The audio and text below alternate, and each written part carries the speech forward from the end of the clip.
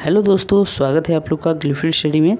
आज हम लोग एक और आरटीआई कॉपी का एनालिसिस करेंगे और ये एसएससी एमटीएस टीयर 2 की कॉपी है।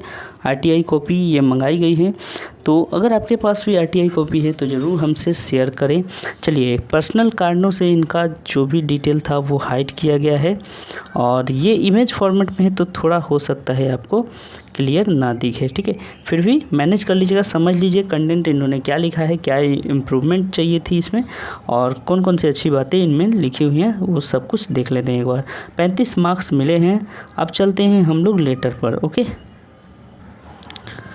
तो देखिए लेटर था, यहाँ पे आप देख सकते हैं कि लेटर नंबर ई है, ठीक है। अथवा का ई लिखा है इन्होंने, यानी कि बैंक प्रबंधक के पास लिखना था। चलिए, तो यहाँ तक आपको भी पता होगा, जैसा इन्फॉर्मेशन दिया था सेंडर एड्रेस का वो लिखा गया है, डेट लिखा गया है और फिर यहाँ पर देखिए सेवा में बैंक प्रबंधक Bharatiya state bank of India, Karol Bagh, Nai Delhi, ठीक है। तो ये सब कुछ दिया हुआ था, डिटेल इन्होंने लिखा है। उसके बाद देखिए नई पासबुक की प्राप्ति के संबंध में ये विषय था और उसके बाद फिर इन्होंने लिखा, महोदय मैं पिछले कई वर्षों के आपके बैंक में बचत खाता धारक हूँ। कई वर्षों के नहीं, कई वर्षों से होगा, ठीक है। तो यहाँ पर थोड़ा सा आपको इम्प्रूवमेंट की ज़रूरत है। मैं कई वर्षों से आपके बैंक में बचत खाता धारक हूँ, सही है। आपके बैंक द्वारा प्रदान की जाने वाली सेवाओं से हमेशा संतुष्ट रहा हूँ। अपने इस पत्र के माध्यम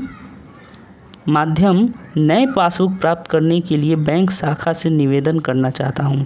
अब यहाँ पे कुछ इनकी भूल है जो कि हम लोग देख सकते हैं। देखिए यहाँ पे आपके बैंक द्वारा प्रदान की जाने वाली सेवाओं से हमेशा संतुष्ट रहा हूँ, ठीक है। अपने इस पत्र के माध्यम से छूट गया, जल्दीबाजी में इन्होंने यहाँ पे से लिखना छोड़ दिया, ठीक है। तो माध्यम से नए पासबुक प्राप्त करने के लिए बैंक शाखा से निवेदन करना चाहता हूँ। बैंक शाखा से क्यों? आप प्रबंधक से निवेदन कर रहे हैं ना, तो आपसे निवेदन करना चाहता हूँ, ये सही होगा, ठीक है। बैंक शाखा से नहीं, आपसे निवेदन करना चाहता हूँ, ये पूरा ही गलत है। इसको थोड़ा सा इम्प्रूव करिएगा नेक्स्ट टाइम। ओके, चलिए। अब उसके बाद इन्होंने क्या किया, एक लाइन का स्पेस दिया और फिर यहाँ से लिखना शुरू किया बॉडी पार्ट। पिछले सप्ताह रेलवे यात्रा के दौरान मेरा बैग स्टेशन पर रह गया, जिससे मेरे सभी ज़रूरी दस्तावेज साथ ही में बैंक पासबुक थी, ठीक है। साथ ही में बैंक पासबुक थी। तो ज़रूरी दस्तावेज साथ ही में बैंक पासबुक थी नहीं, जिसमें या फिर उसके साथ बैंक पासबुक थी, ऐसा कुछ सही रहता। ये सेंटेंस थोड़ा सा अजीब लग रहा है। ओके, ध्यान रखिएगा इस बात का अगली बार। अनेक प्रयास करने के बाद भी बैग प्राप्त नहीं हो सका। मुझे खाते के विवरण जानने में पासबुक न होने वजह बहुत समस्या हो रही है। अब यहाँ पे भी एक इनका शब्द छूटा है, ध्यान रखिएगा। कि यहाँ तक ठीक लिखे थे, लेकिन देखिए क्या लिखे हैं कि बैग प्राप्त नहीं हो सका, मुझे खाते के विवरण जानने में पासबुक न होने और यहाँ पे के छूट गया, न होने के वजह से या न होने की वजह से, की यहाँ पर छूटा है, ठीक है। तो की ज़रूर याद रखिएगा, की वजह से, और यहाँ पे से भी छूटा है। तो थोड़ा सा जल्दीबाजी ना करें, आराम से लिखें। समझता हूँ कि वहाँ टाइम कम रहता है, प्रेशर होता है, लेकिन थोड़ा सा आपको यहाँ पे ठीक से लिखना होगा, नहीं तो फिर एग्जामिनर इसके लिए मार्क्स ज़रूर काटेगा और काटा ही है, ठीक है। चलिए, आपको दिखाऊंगा आगे कितना मार्क्स मिला है, लेकिन यहाँ पे मार्क्स कटे हैं। ना होने की वजह से बहुत समस्या हो रही है, ठीक है। तो आपको समझ में आया होगा आपने कहाँ गलती किया है। अब चलिए, अब देखिए यहाँ पे इन्होंने और क्या लिखा है वो समझते हैं।